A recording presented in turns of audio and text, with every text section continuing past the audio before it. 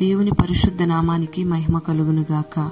అనుదిన దైవ కృపా కార్యక్రమం ద్వారా ప్రతిదినము దేవుని మాటలు వింటున్న మీ అందరికీ హృదయపూర్వక వందనాలు తెలియచేస్తూ ఉన్నాం. ఈ మాటలు వింటున్న మీకు నా దేవుడు ఉన్నతమైన కృపను అనుగ్రహించి బలపరచునుగాక. ఆమేన్. పరిశుద్ధ గ్రంథంలో రోమా పత్రిక 8వ అధ్యాయం 31వ వాక్యంలో దేవుడు మన పక్షమున ఉండగా మనకు విరోధి ఎవడు అని వ్రాయబడి ఉంది. Praise the Lord. మరి దేవుడు మన పక్షంగా ఉంటే ఏ శత్రువు కూడా మన ఎదుట నిలబడలేడు. దేవుడు మన పక్షంగా ఉండాలి అంటే మొదట మనం దేవుని పక్షంగా ఉండాలి. దేవుని పక్షమున లేకుండా ఎంత సవాలు చేసినా ఏ శత్రువుని కూడా మనం జయించలేం. మరి కీర్తనకారుడు అంటాడు, యెహోవా నా పక్షమున ఉండగా నరులు నాకేమి చేయగలరు అని. Praise the Lord. మరి దావీదును మనం గమనించినట్లయితే మనుష్యుల మీద దావీదు ఆనుకొనకుండగా దేవుని మీద ఆనుకున్నట్లుగా దేవుని పక్షంగా దావీదు నిలబడినట్లుగా మనం చూస్తూ ఉన్నాం. అందుకే ఒక మంచి నిశ్చయత కలిగి ఉన్నాడు దావీదు. దేవుడు నా పక్షంగా ఉంటే నరులు నాకేమీ చేయలేరు అని. ఈ లోకంలో మనుషులు అనుకుంటూ ఉన్నారు, డబ్బు నా పక్షంగా ఉంది, నాకు విరోధంగా ఏ సమస్య నిలబడదు అని. నా పక్షంగా బంధువులున్నారు, స్నేహితులున్నారు, నాకే భయము లేదు, ఏ శత్రువులు వచ్చినా నేను జయించగలుగుతాను అని అనుకుంటూ ఉంటున్నారు. మరి ప్రతి మనిషి డబ్బును, బంధువులను, రాజకీయ నాయకులను, అధికారులను, మనుష్యులను ఆధారం చేసుకుని వారి పక్షంగా వీరు, వీరి పక్షంగా వారు నిలబడుతూ ఉంటున్నారు. దేవుడు మన పక్షంగా ఉన్నాడు, మనము దేవుని పక్షంగా ఉండాలి అనే సంగతిని కూడా మర్చిపోతూ ఉన్నారు. అందుకే మనిషి ఎన్నోసార్లు అపజయాల పాలవుతూ ఉన్నాడు. మన విరోధి ఎవరంటే శత్రువైన సాతాను. ఈ విరోధి అయిన సాతాను తంత్రాలను జయించలేక అనేక సార్లు ఓడిపోతూ ఉంటున్నారు, అనేక సార్లు అవమానపరచబడుతూ ఉంటున్నారు, జయాన్ని చూడలేకపోతూ ఉంటున్నారు.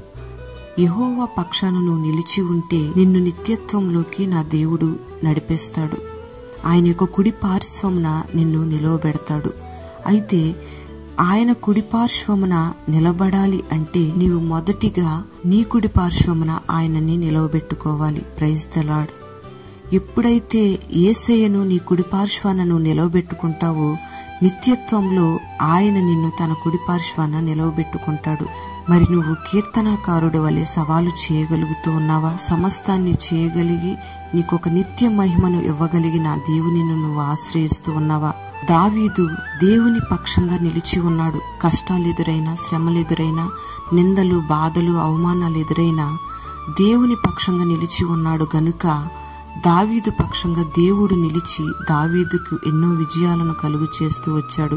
Praise the Lord. ఈ రోజుల్లో మనము ఈ అనుభవాన్ని కలిగి ప్రభువు రాకడ వరకు ఎల్లప్పుడూ కష్టమైన, నష్టమైన, దుఃఖమైన, వ్యాధైన, అన్ని ప్రతికూలంగా ఉన్నా ఎల్లప్పుడూ యేసయ్యని కుడి పార్శ్వంన ఉంచుకోవాలి. ఈ అనుభవాన్ని కలిగి ఉన్నట్లయితే ప్రభు అయిన యేసయ్య వచ్చినప్పుడు మనల్ని కొనిపోయి తన కుడి పార్శ్వాన ఉంచుకుంటాడు. ఇది నిత్యత్వంలో ఉన్నటువంటి అనుభవం. ఇశ్రాయేలీలు ఐగుప్తును విడిచిన ప్రారంభ దినాలలో ఎర్ర సముద్రం అడ్డు వచ్చినప్పుడు దేవుడు వారి పక్షంగా ఉండి ఐగుప్తీయులతో యుద్ధము చేసి జయాన్ని అనుగ్రహించాడు. Praise the Lord. అయితే దేవుడు వారి పట్ల చేసిన కార్యాలన్నిటినీ మరచిపోయి ఆయన ఆత్మను దుఃఖపరుస్తూ వచ్చారు. అందుకే దేవుడు వారికి విరోధంగా యుద్ధం చేశాడు. గనుక మనం ఆయన పక్షంగా ఎల్లప్పుడూ ఉండాలి. ఎల్లప్పుడూ దేవుడిని మన పక్షంగా నిలబెట్టుకుంటేనే ఆయన మన పక్షంగా యుద్ధం చేయగలుగుతాడు. ఆయన నీకు చేస్తున్న మేళ్లన్నిటినీ నువ్వు మర్చిపోయి ఆత్మీయ అనుభవాలు మర్చిపోయినట్లయితే నీకు విరోధంగా ఆయన యుద్ధం చేస్తున్నాడన్న సంగతిని నీవు మర్చిపోకూడదు. యెహోషువ కాలంలో ఇశ్రాయేలీలకు విరోధంగా శత్రువులు లేచినప్పుడు ఉదయకాలమున యెహోషువ పొలము దగ్గర నిలబడగా దూసిన కత్తితో యెహోవా దూత నిలబడుటను చూసిన యెహోషువ సంతోషించి, నీవు మా పక్షమున ఉన్నవాడవా, మా శత్రువుల పక్షమున ఉన్నవాడవా అని అడిగినప్పుడు, నేను ఎవరి పక్షముననైనను రాలేదు, యెహోవా సేనాధిపతిగా వచ్చి ఉన్నాను అని సెలవిచ్చింది దూత. Praise the Lord. ఎవరైతే యెహోవా పక్షమున వస్తారో వారి పక్షమున ఆయన యుద్ధము చేస్తాడు.